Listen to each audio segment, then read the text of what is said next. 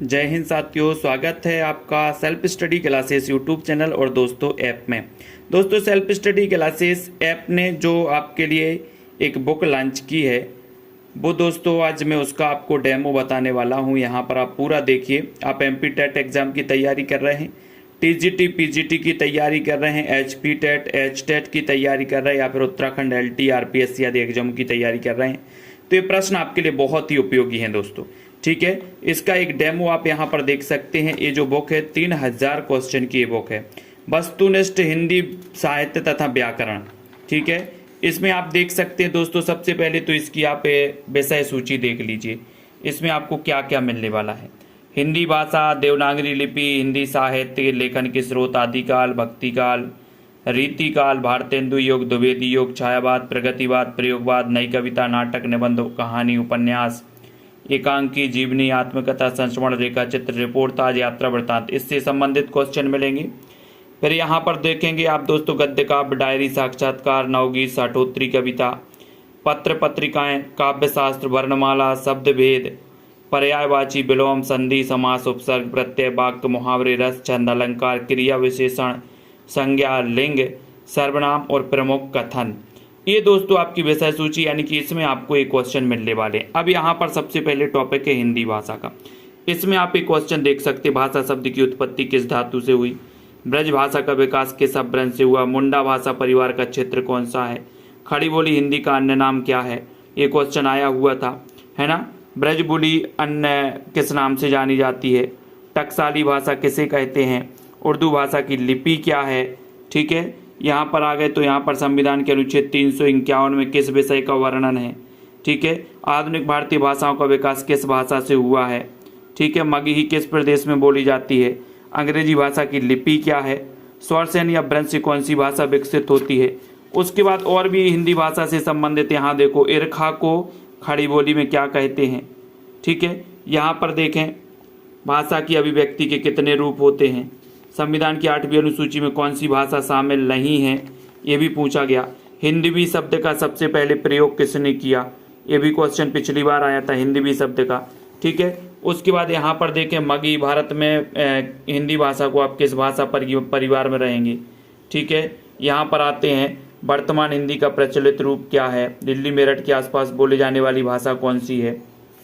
ठीक है, और भी यहाँ पर आपको हिंदी भाषा से रिलेटेड संदेश राशक, यहाँ पर आ गया प्राकृत पेंगलम, यहाँ पर पार्श्वनाथ चरित के रचनाकार कौन है, जड़दत्त संहिताएं, सुकुमाल चरु, यानी कि दोस्तों अपभ्रंश से संबंधित जो रचना है उनसे संबंधित भी क्वेश्चन है।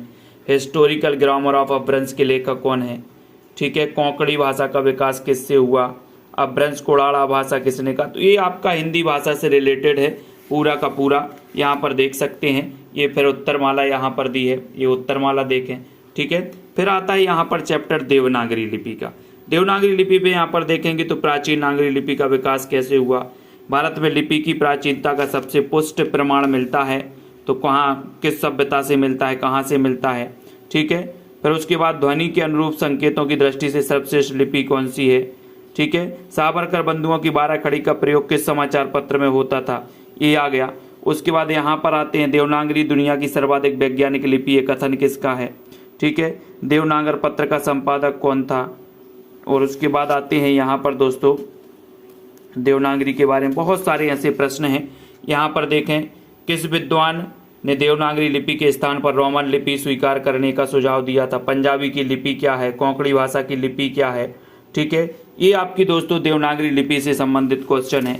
फिर यहाँ पर अपन देखें हिंदी साहित्य इतिहास लेखन के स्रोत, यहाँ पर स्रोत आ जाएंगे। ठीक है, यहाँ पर भक्तमाल के रचनाकार कौन है, दिया है भक्तमाल। फिर मिश्र बंधु विनोद में कितने कवियों का उल्लेख है। ठीक है, यहाँ पर देखें तो हिंदी साहित्य का आलोचनात्मक इतिहास के लेखक कौन है।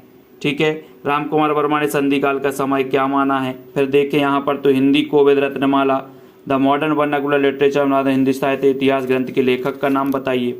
ठीक है, तो यहाँ पर देखते जाइए। अब दोस्तों ये उत्तरमाला हिंदी साहित्य इतिहास लेखन के स्रोत की। फिर यहाँ पर आता है आदिकाल। आदिकाल के क्वेश्चन है, आदिकाल को आरंभिक काल किसने कहा, आदिकाल को चारण काल किसने कहा, रासो किस शैली में किस शैली का प्रयोग किया गया। ठीक है, आला किस ऋतु में गाया जाता है, आला।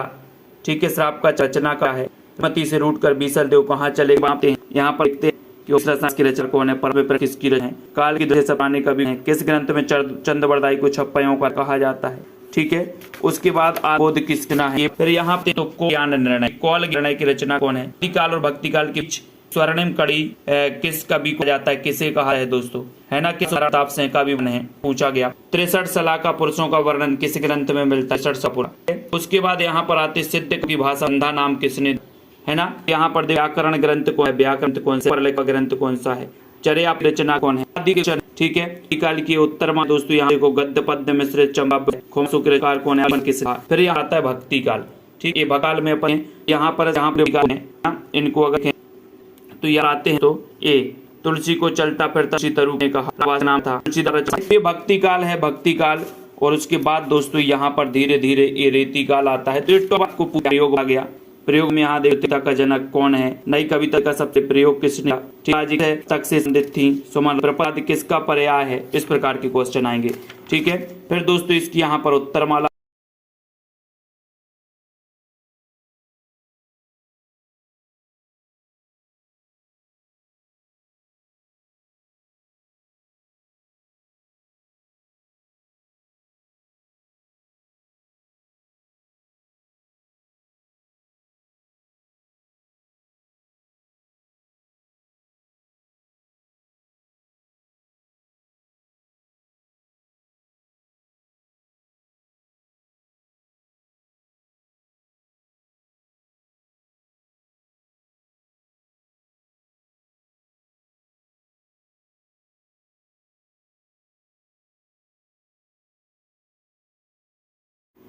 इस प्रकार से आप देखें रूपक के कितने भेद है नाटक में यहाँ पर देखें नहुस नाटक के रचयिता कौन है, भाषा हनुमान नाटक के प्रणेता कौन है, हिंदी का प्रथम अभिनीत नाटक कौन सा है।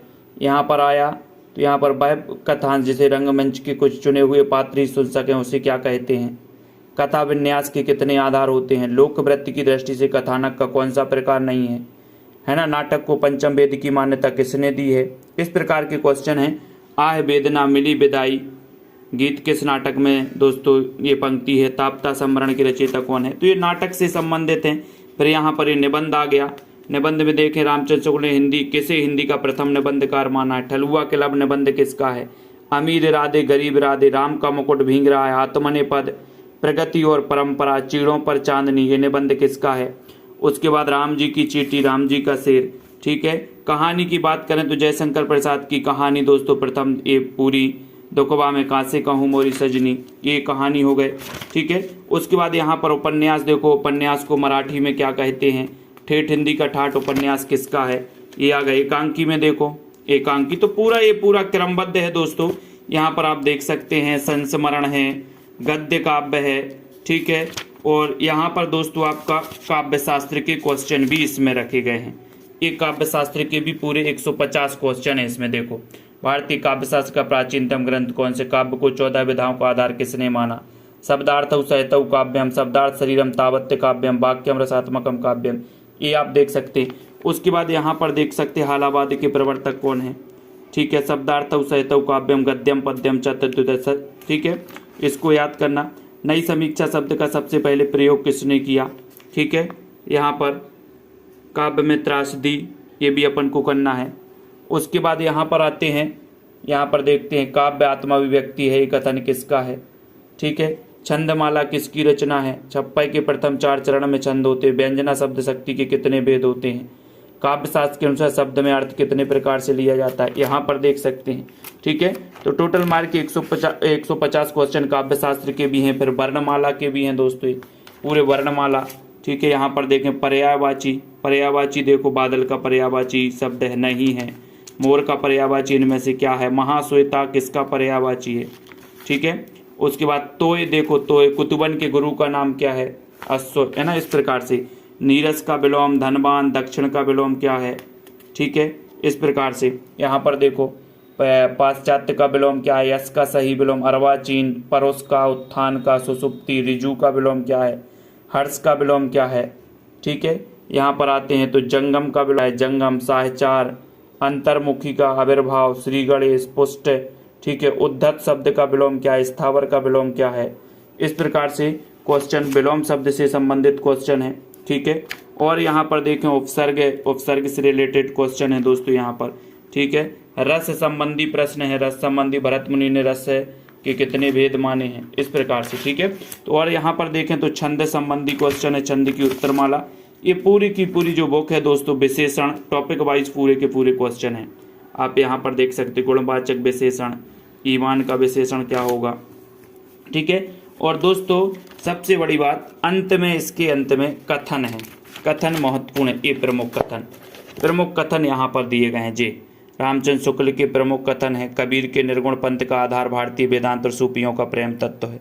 इस प्रकार से कथन है यहाँ पर, केवल प्रेम लक्षण शक्ति का आधार करने के कारण कृष्ण भक्ति शाखा में अश्लीलत्व विलासिता की प्रवृत्ति जागृत हुई।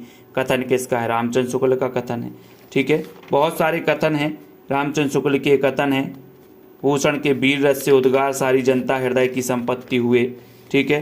फिर यहाँ पर अपन देखें तो यहाँ पर भारतेंदु जी के कथन है, महावीर प्रसाद द्विवेदी अज्ञे जी के कथन है, ठीक है। इसमें कथन भी महत्वपूर्ण कुछ कथन भी दिए हैं दोस्तों, ये कथन भी आप लोगों के लिए उपयोगी है, ठीक है। सो जिन भी साथियों को ये बुक मंगवाना है दोस्तों, आप सेल्फ स्टडी क्लासेस में संपर्क करना है 909699 ये 9091, ठीक है। की पूरी दोस्तों मंगवाने के लिए मंगवाना है आप 909691 पे आपको संपर्क करना है दोस्तों। 599 की ये बुक इस पोस्ट के माध्यम 7 दिन में इंडिया में कहीं रहते हैं, बहुत चुके हैं। आपको जब भी मंगवाना करें, और ये जो बुक है ये आप अपने घर पर मंगवा सकते हैं, ठीक है।